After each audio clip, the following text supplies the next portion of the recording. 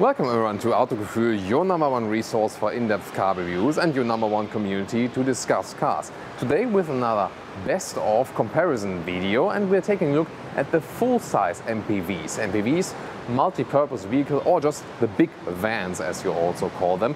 And we're taking a look at the Renault Espace, the all-new model, the Volkswagen Sharan in the facelift, the all-new Ford S-Max and the Kia Sorento as some outsider to these three, because there we have more this SUV attitude, but it also with the all-new model it went a little bit towards also this van kind of style.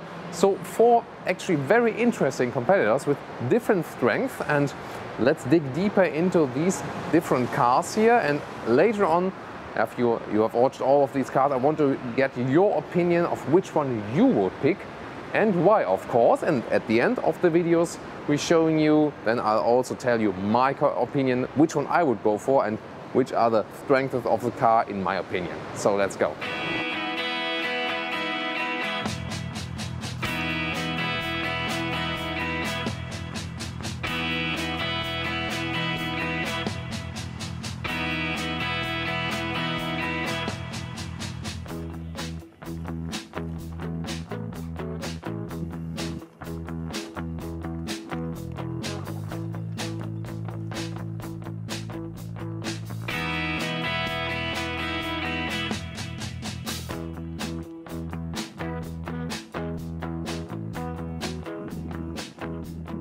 The new front is dominated by the huge Renault logo, and we also got the initially logo here for the top version below here with the sign. And you see it's usually a very friendly face, that's the basic concept. Here in the top version we also got the full LED headlights, which look pretty beautiful I think, because if you also see them from the side, they got this white application on the side of the lamps.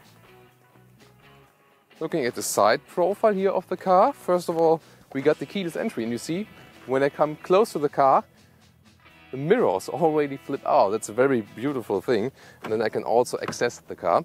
But more to the interior very soon, because this will be very exciting, I can promise you.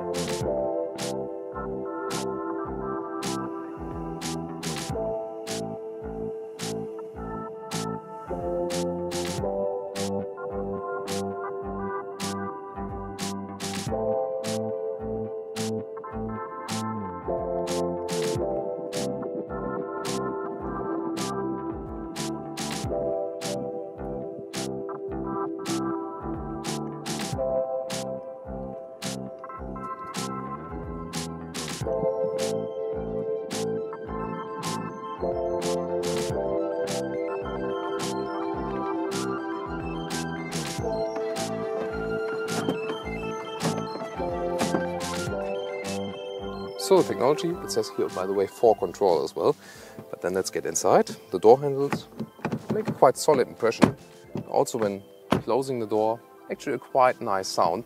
And Renault said they really want to pay attention to details now, so let's check if this is really true.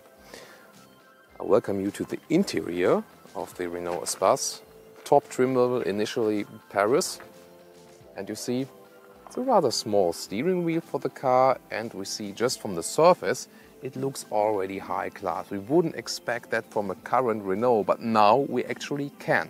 And look at the seats, also the top trim level in the leather package. You know I don't recommend leather seats, but here just to see how the top trim level actually works, and really looking forward if they are also that comfortable as they actually look. So about the trim levels, get inside. It starts with Live, the middle trim level is called Intense, and then the third trim level is initially Paris. And you see we got these special Renault keys. This one would be removed then if you have the key and all, that's just for the test vehicle. But you see it's a very slim card, it's very light, almost weighs nothing.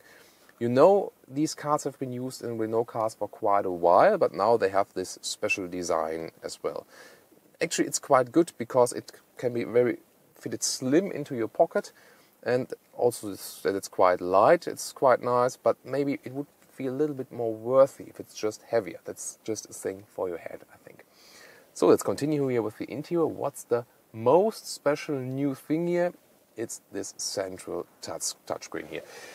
You've maybe seen it also in the Tesla. There it is even bigger, but that's, I think, a little bit inspired by that, and it's attached. And look at this one, how they made it with the whole middle console. I think it's a beautiful concept because it all looks like one unit, and therefore we also have any keys left. But what is good that we can still control the temperature.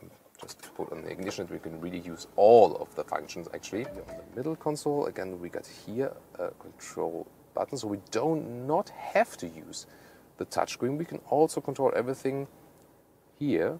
So it's actually possible in both ways. You can go back here, you can go to the home function, and then you see,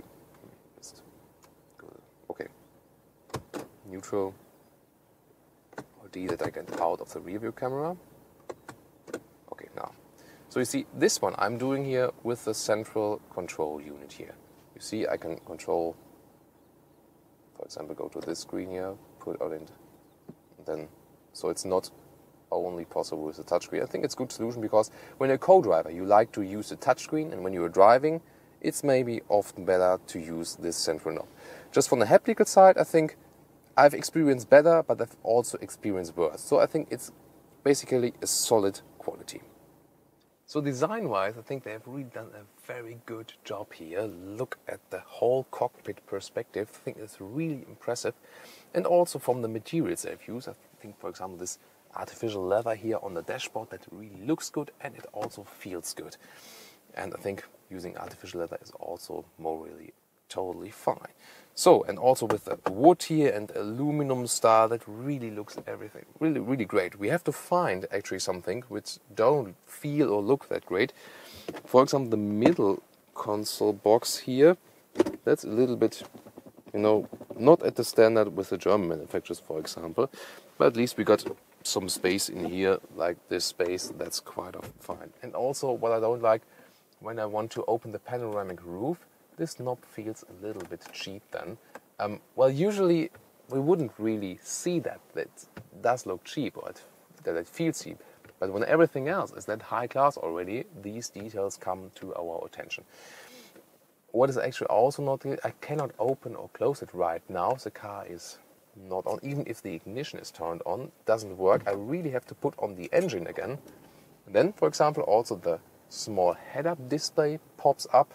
And it's always hard to catch it on camera, but I can see the current speed limit there and the speed I'm driving, for example. So it's all displayed here on this small glass. And then I can also open the roof here, and I can, first of all, I can just move the shade back, for example, that I have this panoramic glass roof, and then I can also open it. And this one is really impressive because it's so huge, especially for the rear passengers. They have such a great view to the outside, and see it's almost a convertible feeling here. Really a feeling of freedom here for long travels, absolutely no problem.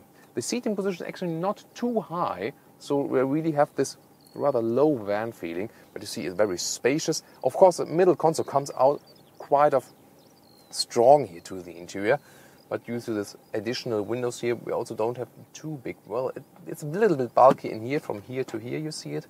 But in general, you get a very spacious feeling here all the way in the front. Although the low roof rail, including the panoramic roof, you see, there's a little bit of limited headspace. It's still okay for we with 1.86 meters. But let's switch to the rear compartment. The doors here open quite wide, very easy entry still. And now I got the seat as I would be driving. You see, there's way enough knee space, so this is really a travel car for the whole family. However, the rear seats are kind of slim. To move up the head restraint, and you see with the panoramic roof, I start to get problems with the headroom. That's the disadvantage of this low design line on the outside. So if you're traveling with adults all the time in the back here as well, then I would recommend not to go for the panoramic roof, because then you save like this plus from the headspace. What is actually quite practical that we got the manual sunshades here, especially good for children. And we got even some special vents here, or the vent control. With the initial repairs is a 3-zone climate control also included. This also, well, this doesn't feel that high class here in the rear, I must say. But we have a lot of space here. See, because we also obviously don't have a rear-wheel drive. We have no middle tunnel here. And then we can also move this rear seats a little bit to the front and the back.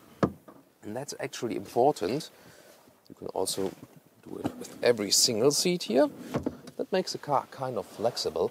And it's also important because we have another seat row here behind. Then it actually gets really exciting. If I turn this lever here, I can move up the seats and also slide it forward. Seat right here, then it gets stuck. And then I can move up another seat behind me. You see, this is, by the way, the cover still for the trunk. I'll show you that very soon, also how to remove it. But here already how this seat is actually installed. But you already see I have to move forward with the seats in, but it's not possible like with the Audi Q7 that you can put your foot under the front seat, like especially as an adult. This is really just an emergency seat for very small children, actually. No one else could actually fit in here, even if we move further with the seats. So I even don't have to test it, actually. If I fit there, I don't. So I can maybe show you if you put this seat back and then move it away to the front. Then someone really small could sit here, and you see it here when you come here. Then another one, very small one, could sit here. If I move this middle seat also a little bit to the front, but at least you're flexible, and if you got a lot of children, this will also work. So the usual space here in the rear compartment, got the electric opening here, 680 liters if you have the seats up.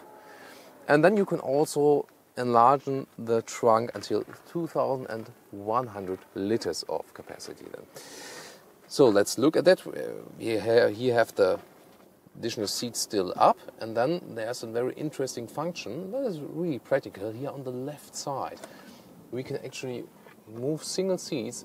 You see that in white, which seat I want to move down, or, and that gets really exciting, if I want to move down all, then all get moved down electronically. That's a really interesting thing. Even works when the cover here is installed. Well, I don't really like the cover here. It feels kind of cheap here, and it's also not the most practical thing to remove it, because you can like press it inwards. It's really just kind of clicked in there, and it's really hard to get it out.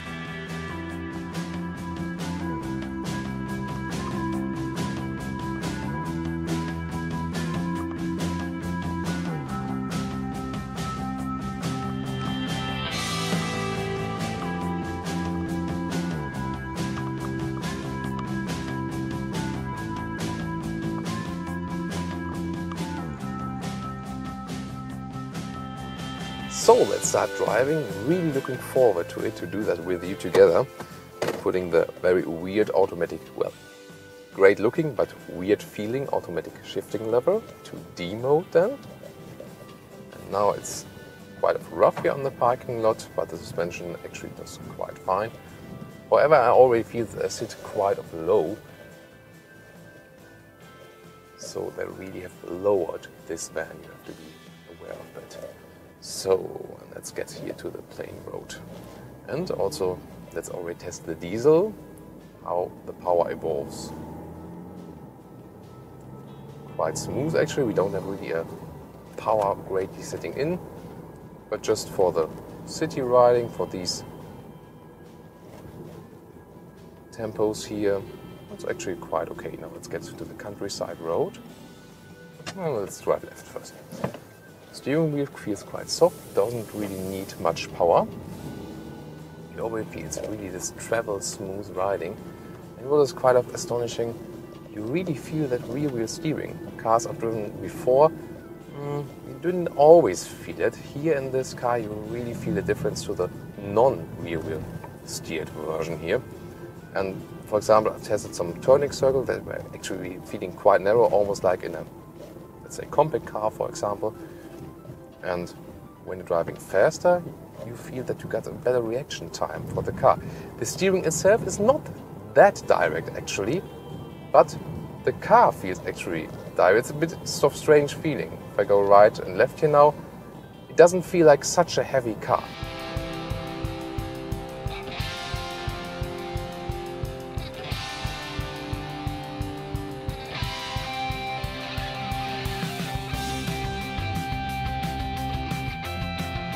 So actually the second generation of the Volkswagen Sharan has been running since 2010.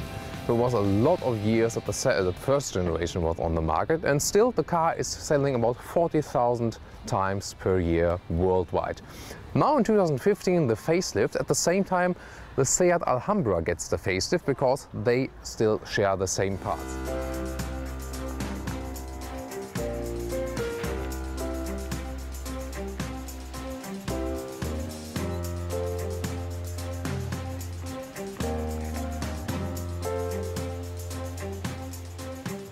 So you see from the side profile that it really remained the same, especially in the side here, so not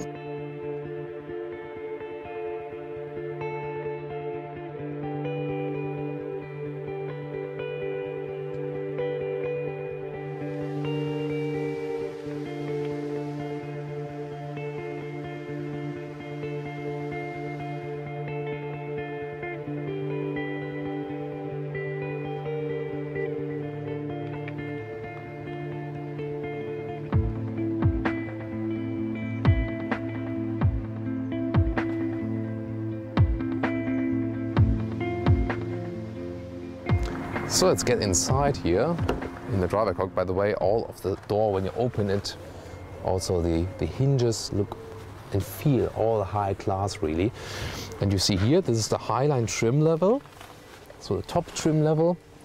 And with this Highline trim level, we got really great seats in here. You see this is the top version with leatherette on the outside and Alcantara on the inside, and that is my favorite combination in the automotive industry actually, because you got the visual side on the outside without harming animals because it's fox leather, and then you got a very good grip, seating grip on the inside, and you don't really need seat heating, you don't need seat cooling here, and it also looks just great. Or what's your opinion? Don't you think this is just great also from the styling? So I think you can here really combine all the climate features and the styling components.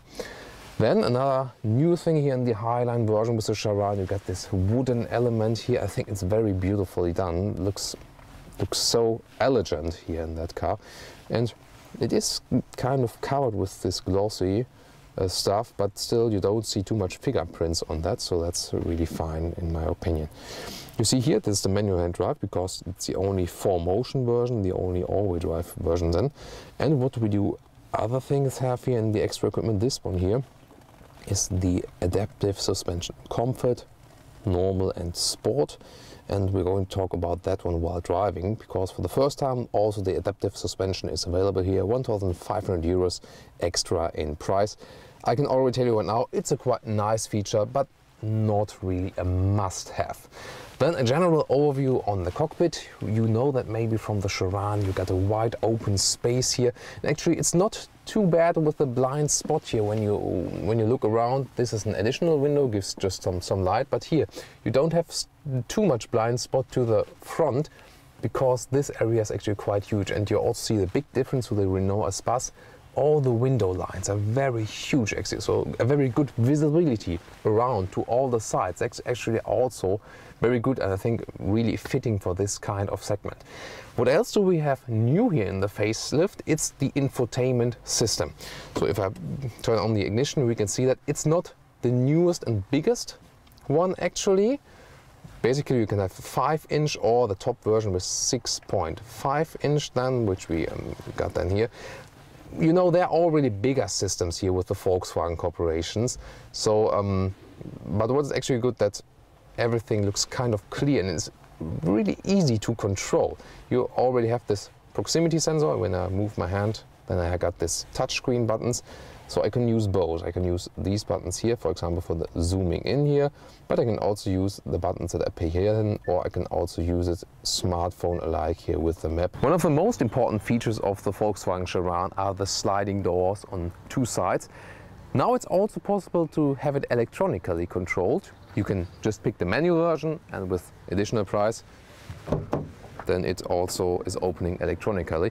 That's really good if you don't have too strong arms, and maybe you think about a mother having to put 3 childs in, and then she's maybe actually quite happy about that this electric opening also exists.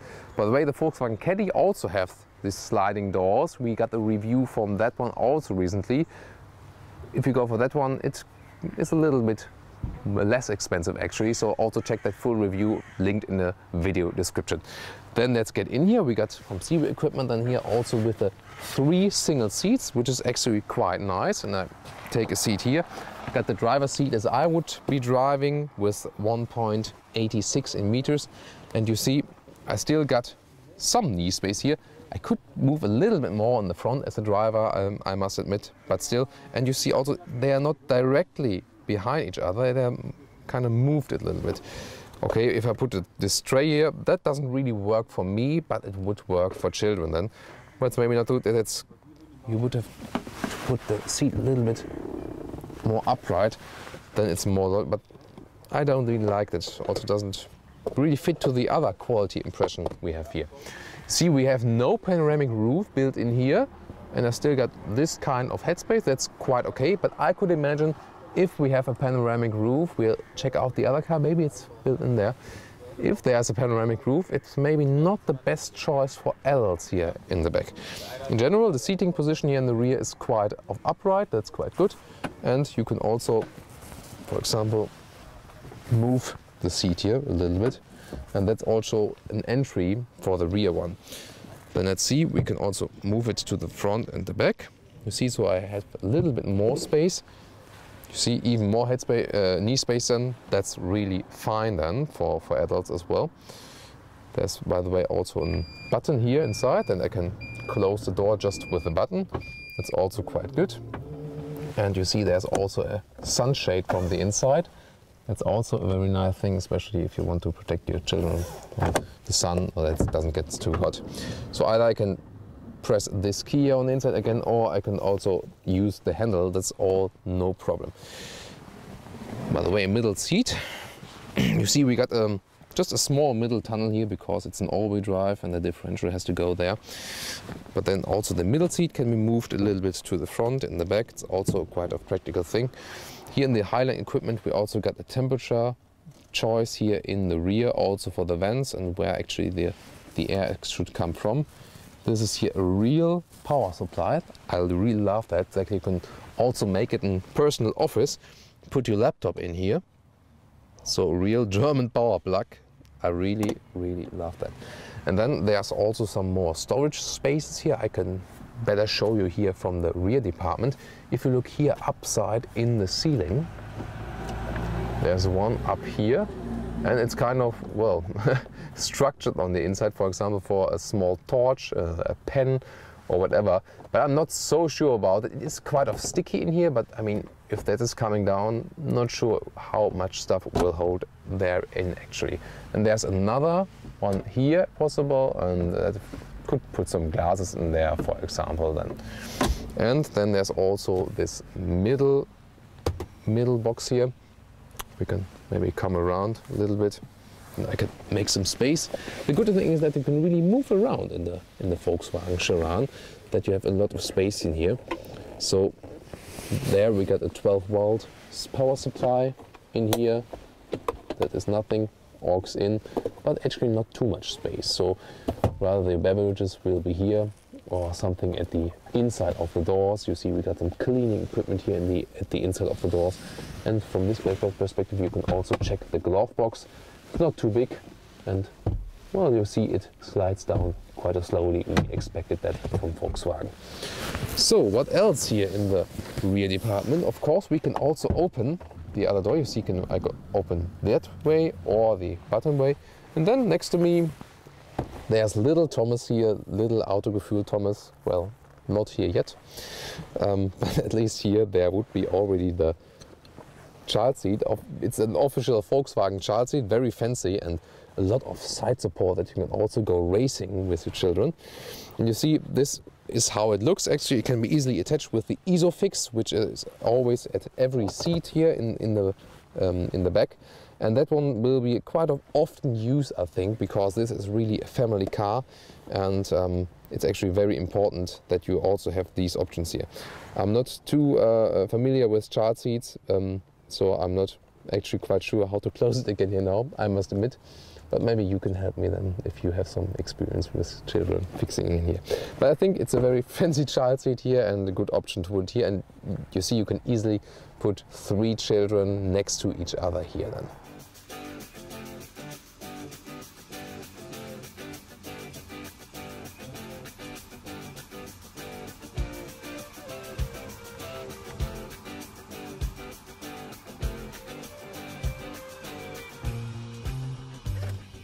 Gentlemen, start your Volkswagen Sharans. In this case, the diesel, 2-liter diesel with 150 horsepower, and the manual hand drive with the all-wheel drive. So, we are very kind, we let others drive first. What I already feel now here when getting outside the parking lot, the steering is very easy to move. And that also the first impression in general, the whole car, I mean, it's almost 5 meters long, especially if you got some bicycle equipment in the rear or something like that. But it's still so easy to drive still. You don't really feel that you are in a big van actually. And I think that's a very important aspect here for everyone who wants to drive the car. And they have also worked on the sound insulation. And I must really say it's very good, very isolated from the surrounding around us, just on the acoustic level, but on the visual level we are actually in the middle of our surrounding, because we have such a great view here to the outside, very huge panoramic front screen here. Also the side view is very good. So now we've got some small bumps in here. Oh, I got to move around them. Actually, first from the suspension. The cars, of course, sit on comfort. It's not about a real sporty ride here. That's not the task of this car. Let's now test the turning circle. Put in all the way. Of course, it's not the smallest turning circle, but in this circle you, well, don't have to move the car around again. That's actually quite fine then. So the diesel itself, when you're in low RPMs, it's kind of silent. Only if you put it to the higher RPMs, you hear this diesel nailing then here from. The manual hand drive, actually, you know, I'm usually a fan of the automatic gearboxes, but in this case, come on, let's go. Autogefühl has some time for you, of course. And I must say that it has hardly any resistance here when shifting. So it feels very evolved. And that's quite special with Volkswagen in general. All of their manual drives here, they feel so evolved, have this low resistance, and so it also has a good quality impressions and when shifting. So it's also not too bad to have this manual drive. I'm really not sure why they have connected the all-wheel drive to this 150 horsepower and the manual hand drive. Usually it's the case that you combine the all-wheel drive with the top engine version, because I think, okay, if someone wants to spend so much money, then even the extra price for the all-wheel drive doesn't matter. Not so sure about that one, but maybe you tell us why you would pick the Volkswagen Sharan as an all-wheel drive, so we could maybe put some more light on that aspect. So let's now push the throttle a little bit further, and then maybe also feel the all-wheel drive. Feel not so much coming. So this engine is not so strong that the front wheels would be spinning, so we need an all-wheel drive for that. I think it's rather some stuff if you maybe go on a ski holiday and really need this all-wheel drive on snow.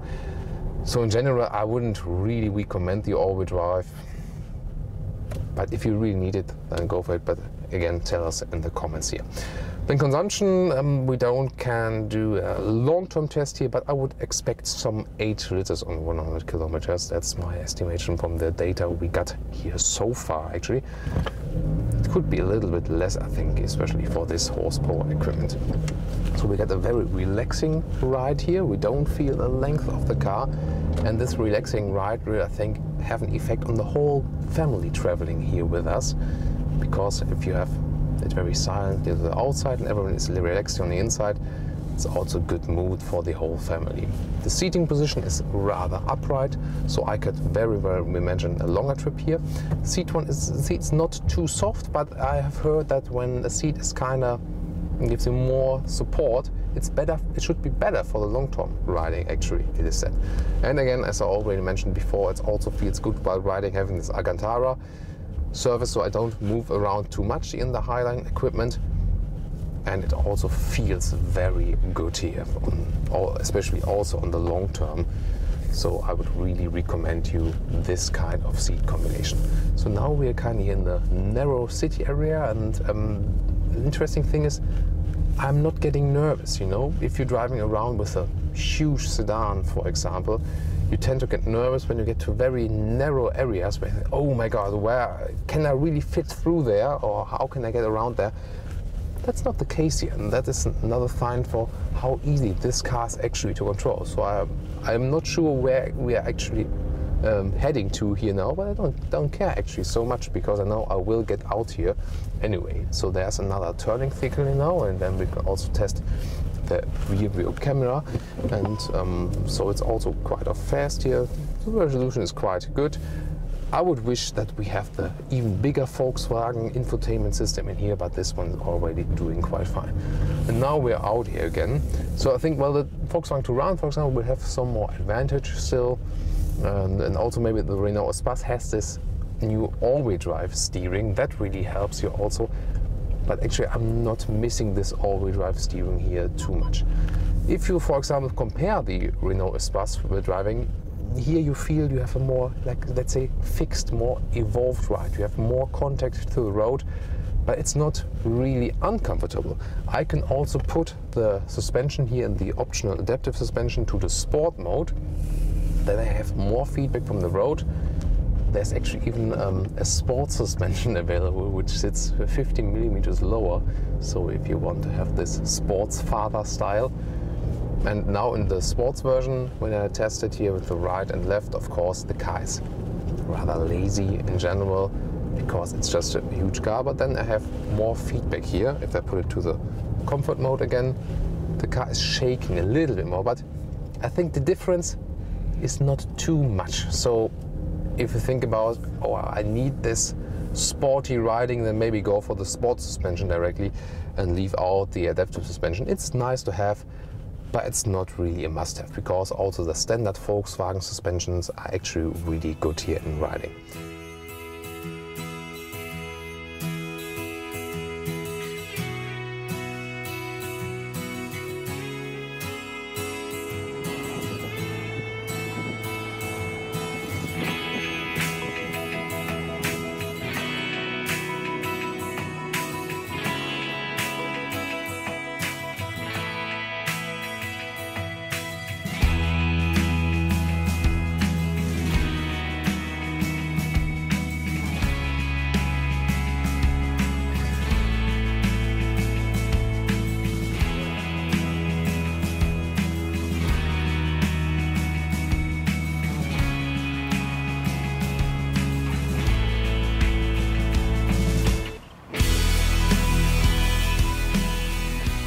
Starting here with a new front, we got that very prominent new Ford front with the horizontal fins, and this chrome style looks very classy in my opinion, very nice, and also makes the car kind of sporty, especially also with the dynamic headlights here.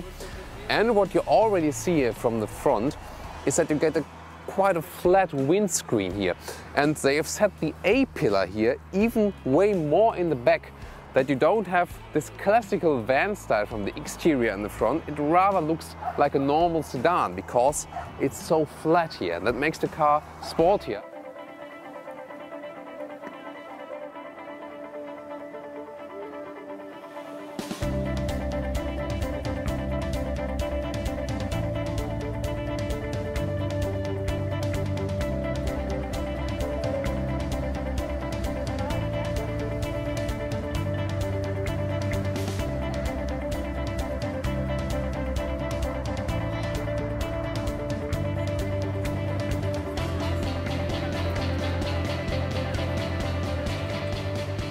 So let's get in the car. The door handle It's really high class, I must say, very solid. Also just from everything you touch, really good quality, I must say. And then if you come closer here now for the seats, I've opened the window for that purpose here as well. These ones here are the optional seats here in the titanium equipment. You see there's also a mix of fabric and I think it's artificial leather. This kind of here, it's not Alcantara surface, but I think it's very nice surface. I haven't seen it before. It's kind of, well, it's kind of very soft fabric. You see it's also this kind of Alcantara effect, really soft surface, and you sit very well in it. You also got this upright seating position, and I can now just test the seating position again. Well, also the headrest, it's kind of goes a little bit around on the head, so you can really just lay back and relax, maybe even good for sleeping. So really comfortable seating position, and I would also have expected that from a rather huge van.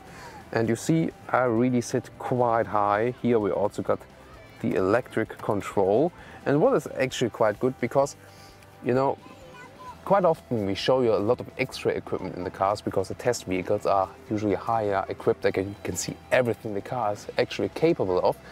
But in this case here with the S-Max, well, you start at about 30,000 euros, for example, in Germany, but then you don't pay so much more if you pick more of the extra options. So with Ford, you don't need to be afraid of picking a lot of options, so you do not double the price if you pick the higher trim levels. So let's take a look at the rear compartment, because that's the most important of this car.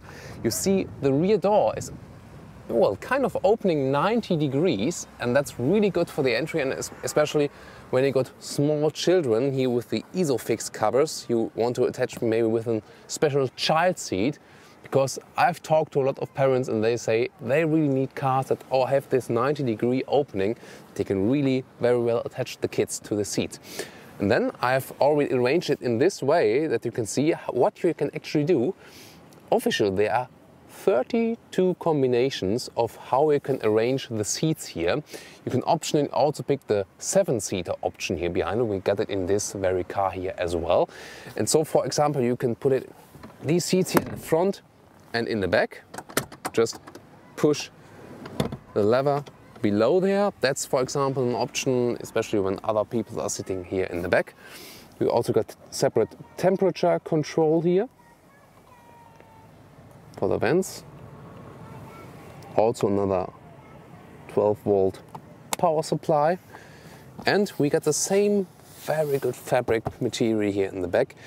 And I've already told you at the world premiere in Paris, Ford has really used a true maze, and they really call it a maze, to test these seats. So they are really in this kind of Ford laboratory and completely ruined, and so they use the materials that are really rough for this everyday family use. Then of course you can also flip the seats, so you got a lot of possibilities here. As I said, 32 possibilities, and for example this red strip here, and then you can put this one flat if you want to load some more things here, or maybe if you say, okay, you travel with 2 children here in the back and they want to have more space here in between or whatever. And now I have a special demonstration for you how the 7th and the 6th seats can be used. Okay, I got some kids here now, and they will test how much kids really fit in here. So we'll open here the revent, so 2 in here, 2, dos, dos, Sí. Yes. Huh? Dos. Pujamos. So 2 kids can actually fit in the 7-seater open option now. 1,350 euros. So 2 kids here. And then I can close this one. Hello. Whoa. Hand over the camera. So I'm closing this one now. A little bit tricky, and you have to really push it. Okay, let's see how far we can move it back. Okay. And 2 more in here. So you see, for small kids, it's also great here. in the 7-seater options. For example, if you want to transport your soccer team, and now I join the kids here. And I can also tell you, even as an adult, I can very well sit here. You see, I have enough headroom and I also have leg space, even if there's space for the kids behind me. You can't fit adults in the 6th and the 7th seats, but you see, for kids it's pretty much fine. And I think this is the big advantage of this all-new Ford S-Max. That's really a car for a huge family. And let's take a look inside the trunk, and now it gets really exciting, because this very car also has the optional feature of this foot opening mechanism. And you know, we are kind of live on tape always. We don't cut the videos that much. So we really see if it works on the first time, because maybe you remember the Volvo video, that didn't really work the first time. I'm not always convinced of this system, but I'm trying it out now. It should be here on the right side. See, I got the key in my pocket. Ah, second try. You see, it hesitated a little bit because I was kind of close to it, so that's a security feature. And now it worked, only 2 times. Very nice. Kind of solid here, also the mechanism. And there you see, this is kind of the trunk space we have when the 6th and the 7th seat is flipped up. So you still got some trunk, and you can even put a suitcase upright here. Now there's a very interesting feature. If you look right here in detail as these buttons, we got 5 buttons here. Now it gets really exciting. I can just press them, and it's an electronic feature. The number one, very practical indeed. And if I want to have them up again, I just pull this latch and then it's done. So really an easy system. And then it continues here with these 3 buttons. If I just push them, then these seats can be lowered. Okay, the middle one is stuck now for some reason. I have to check which one it is. I don't know, but that's life.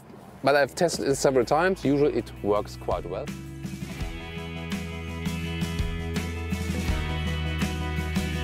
So while driving the all-new Ford S-Max, actually you do feel that it's quite a long and quite a huge car. So it's kind of a little bit heavy on the road as well. And also the look to the front. I've already mentioned this in the static interior review. It's a quite long way till you see the window, the front window. So actually, because of this kind of style, you see a lot what is happening in front of you. You see a lot of the road, a lot of the landscape, but you also sit a little bit distant from the window, so that might be disturbing for some drivers. In general, I think, as we're used from Ford, we get a pretty good suspension. So as we're going just straight in now on the countryside road, it's very comfortable. Also the seats are very good seating position. You sit rather upright here and you really have this comfortable van traveling feeling. So I can just stress that. And especially if you think about you have kids in the back, that they also have it comfortable, that's also very important, of course. And we've mentioned it before, you also have an upright seating position in the rear compartment. About the steering wheel and the steering itself, well, just from the steering wheel, I think it's got a quite good handle. Maybe the stitches here on the back side are a little bit hard when you touch them. About the buttons on the steering wheel, I think it's a little bit too much for me. Also, when driving, you don't really know what to concentrate on. You're not really sure about that.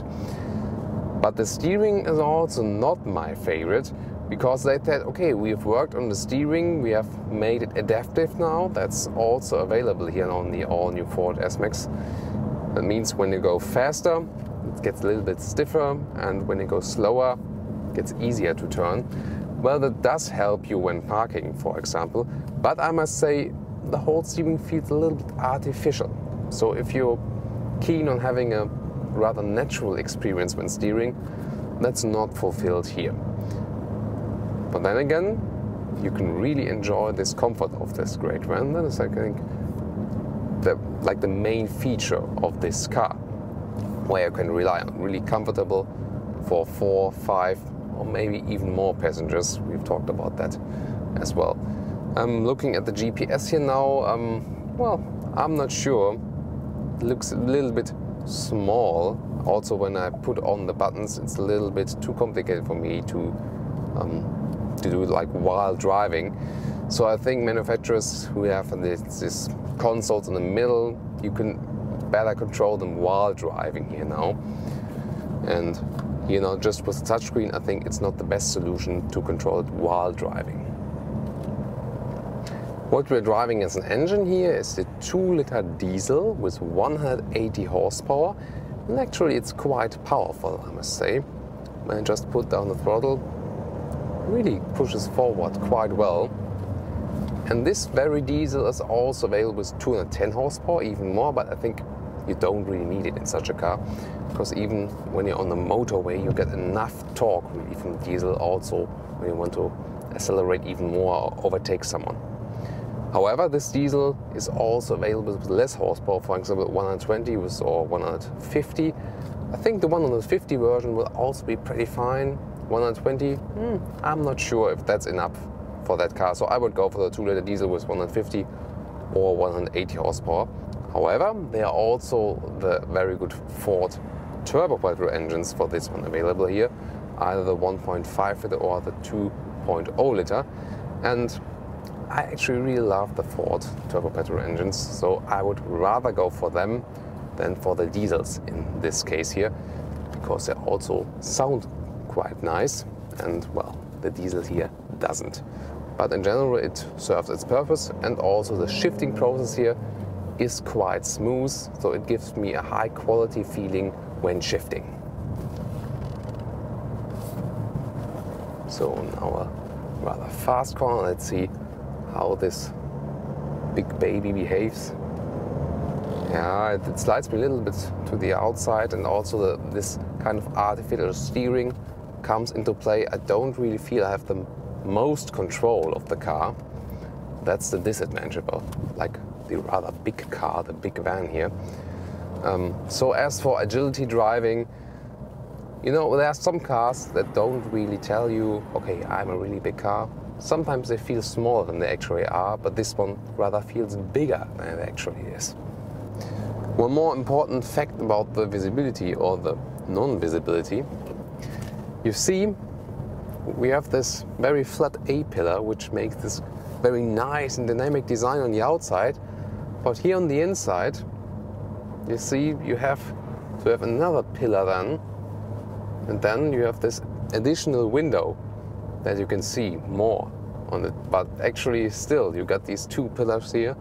And I've tested it even when you're turning. That's maybe the most critical factor.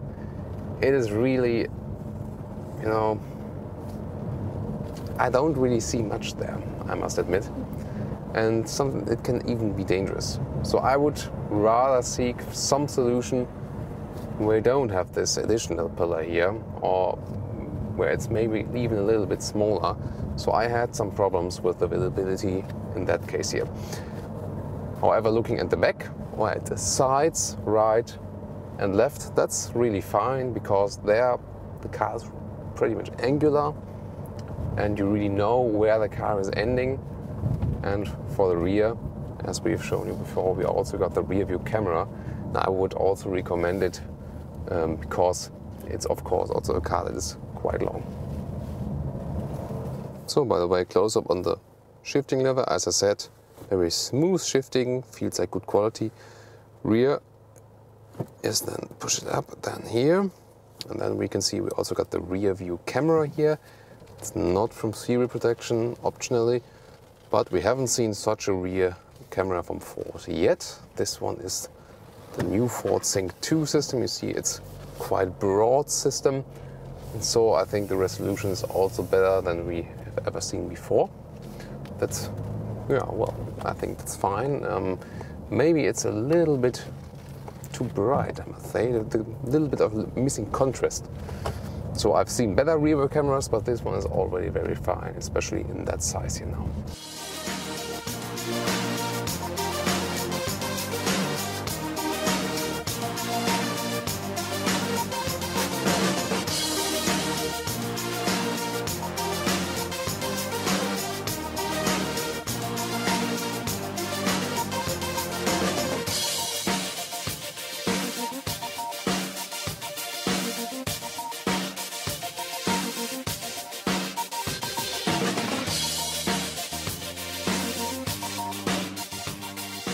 biggest design change in the front is the new front grille, and I think it's very interesting because it has this technological dot structure here. I think it's very unique and it looks kind of high class. I really want to convey this premium feeling here already from the outside. And the Kia designers, they thought about a street tiger, they said, and that they wanted to display. Well, actually, I don't really see a street tiger here, but I think it's still kind of beautiful. Also, they got new headlights you can see here, and overall it's a kind of clean design, I think, and therefore it's, in my opinion, a job well done. Or what do you think, guys? Let's move to the interior. We here got the keyless system, so I can open it right now, but you can just press this button as I got the key in my pocket. By the way, the key, you always want to see the key. It's an extra special key for the Sorento. It's broader than the usual keys, and I think it also looks quite good, also quite solid in material. So I can now just press this button. You see the automatic mirrors are flipping out. And we can open it, and I think just kind of solid impressions also when the door is being closed and opened. It always adds to this quality feeling. And then you can get inside and see a lot of details already. For example, the inside. Here is the spirit trim level, middle trim level with something popping up. And you see here the buttons, for example, the memory knobs for the seats, or also the hinges here at the door. All looks pretty good. Also the knobs. So quality-wise, just from the haptical feeling, I think I'm very keen on that one. This one here is, by the way, well, not very hard, but also not soft plastic. This one could actually be improved also on the upper part. But you have to think about, we start at 35,000 euros here, so we're not in the premium segment. However, this very car is about 45,000 in the equipment right now. So we already got the leather seats in here. You know, I would never go for leather seats anymore as soon as I've seen how leather is actually produced. And however, here we got it. You see, this one is also hard plastic here on the inside, but everything else, just from the visual side of the seat, is very good. Also the quality impression, everything is kind of solid here as well. There's also the vented seats for this one here available. Adjusting the seats works here at the lower part.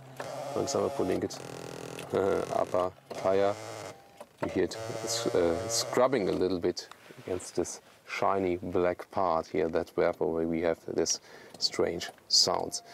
Then the back part, front and the back, and there's also a lumbar support available, which is coming out right here, and you can put it up and down or back here again with the lumbar support. By the way, a small check, you see here on the back side of the seat belt we got this small piece of fabric. That is also good, that you don't have this weird sounds then while driving when the seatbelt holder is moving. That is actually the piece one, maybe some of our fans remember, this piece was missing in the Range Rover. So sometimes even the smallest things are missing in the greatest cars. Welcome to the cockpit, and I can already tell you about the seating position. It's very comfortable because you got this upright seating position as we know here from the SUV. However, you're not sitting too high, so it's a feeling between SUV and a big van, I must say. But overall very comfortable, and I could very well imagine driving a long way with the car. Then let's look at the cockpit. First of all, a general overview. They've really cleaned it up, everything, and I really like this unit with the chrome frame because I love it when design schemes from the outside are repeated here on the inside. And that is done with this chrome frame. And it's also forming one clean unit here. And as well another unit here. And I think this really gives you an orientation where to look at. Here everything for the climate functions, colder and warmer, or the air conditioning on and off. And here, for example, are the vented seats or the heated seats. You see, that's a little bit a pity. It's not possible at the same time, because some cars, then they can put the seat heating and the cooling at the same time. That's actually good when, for example, when you're wet in winter times, when it rained, and then you want to sit down in the seats and be warmed, but actually dried at the same time. Not possible here. But overall, also the quality of the buttons here, again, very well done, high quality wise. The screen Well, I think the visual side of the screen, it could be a little bit more modern, I must say. However, turning the knobs and so already feels good again.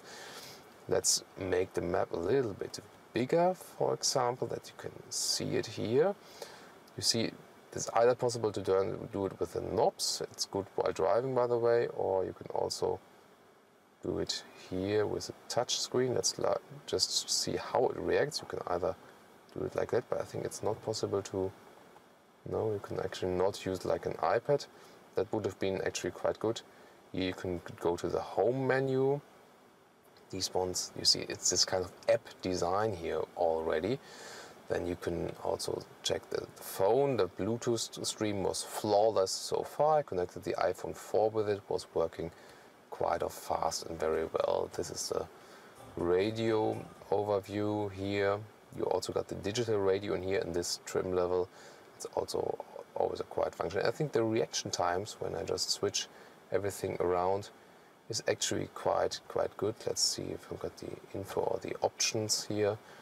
And I think everything is working kind of fine and also quite intuitionally. I just would have wished a little bit more modern overview of the GPS, but I think that's it. Rear compartment, first of all, we got the same design scheme in the front. For example, here this shiny black structure is carried over, which I really like.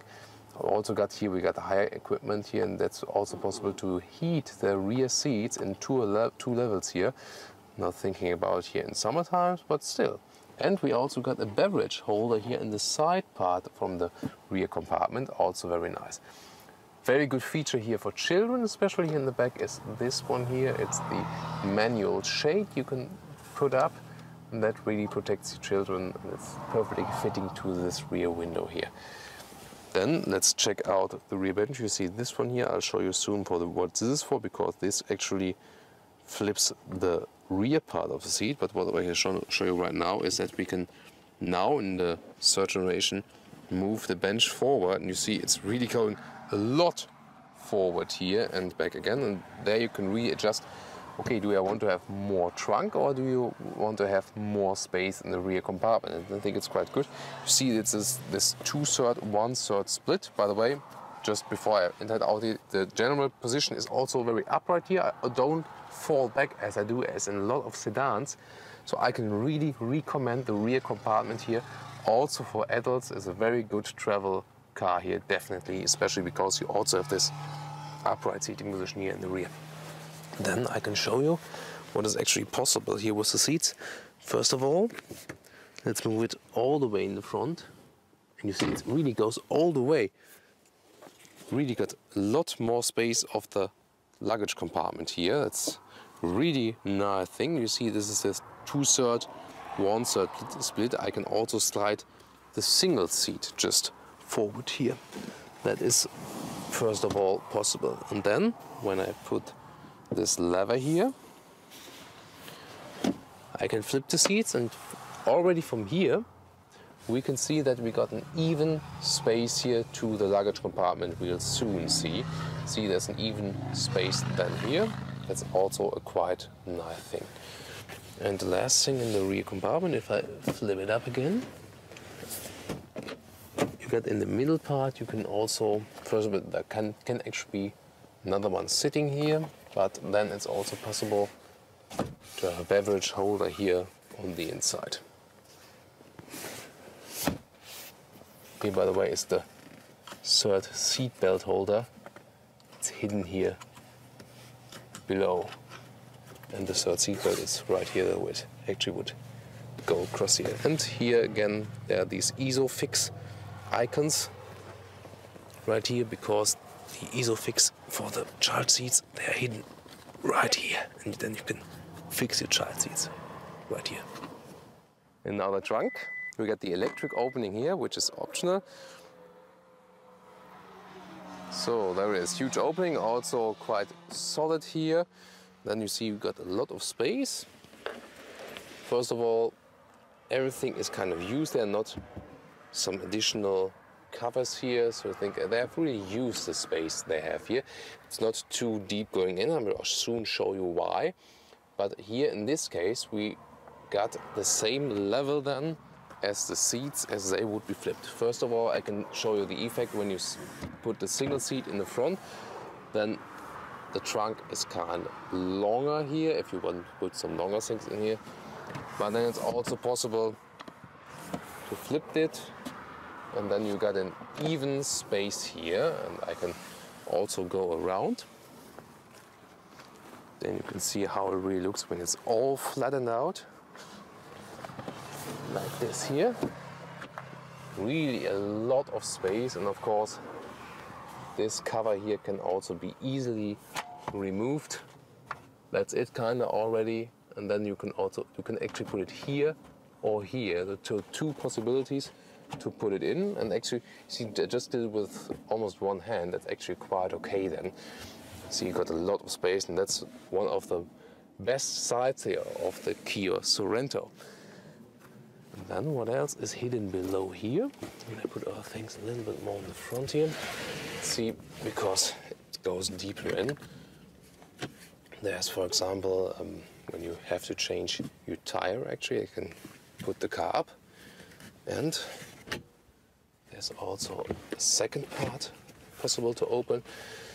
Maybe you can put a blanket here in case of emergency or whatever you want to transport and keep tight. And then let's move our stuff even further in the front that you can access everything. So you see there's even more space here. So a kind of clever solution, because we can sort stuff in there that shouldn't be flying around while driving, or that you maybe don't need that often.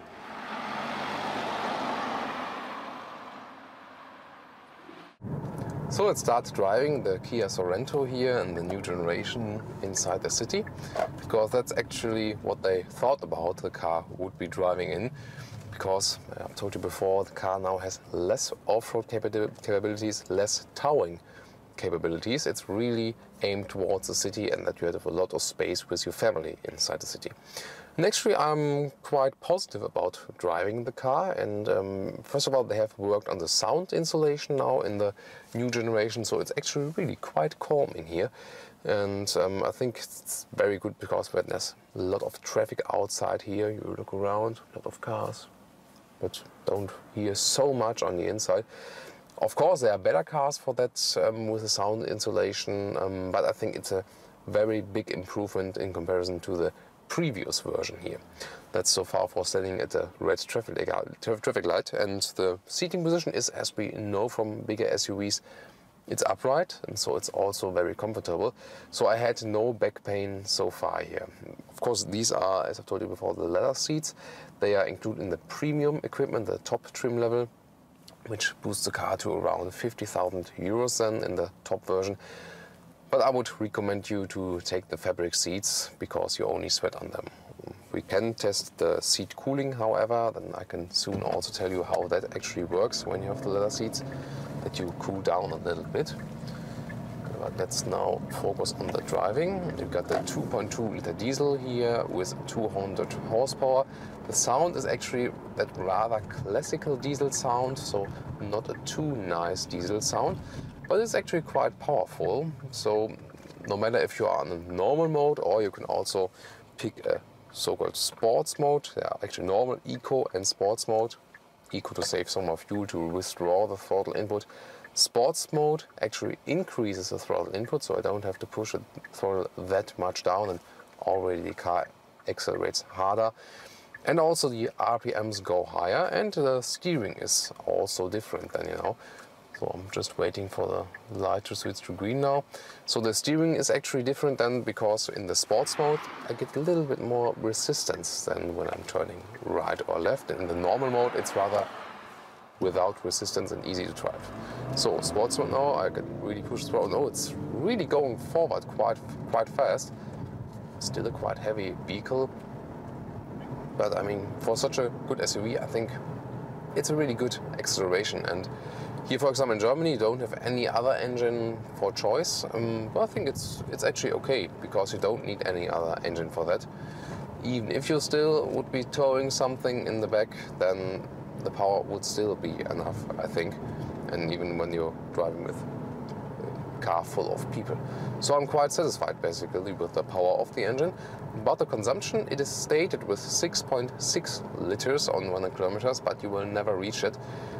Well, as I'm looking here right now on the consumption meter, the rather realistic choice is about 9 liters on 100 kilometers. That could be actually a little bit less, and I think it's possible, but it's maybe also not the most modern engine than here. So I'm in the sport mode still right now. As I said, when I turn the steering wheel right and left, I get a little bit more of resistance from the steering, and when I switch back to the normal mode, it's actually going easier when I go right and left, and that's, for example, especially important when maneuvering around when the car is standing still or in the parking lot. And it's actually quite easy as well, because you first of all think, oh, it's quite a huge car, almost 4.80 meters, but it's actually no problem to move it around. That's also important for the city, and also when you don't have too strong arms then when you want to go front and back again with the car. So let me give you my conclusion of these full-size van or full-size MPVs. Actually, the most fancy one from a design perspective is the all-new Renault Espace, definitely from the exterior and the interior.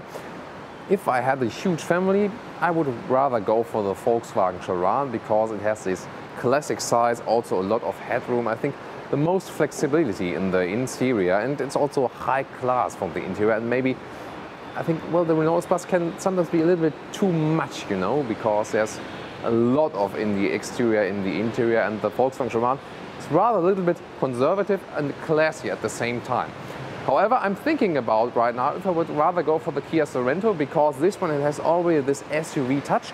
I like the interior more with the Volkswagen, but the exterior, the Kia Sorento has this SUV styling, and I also like it.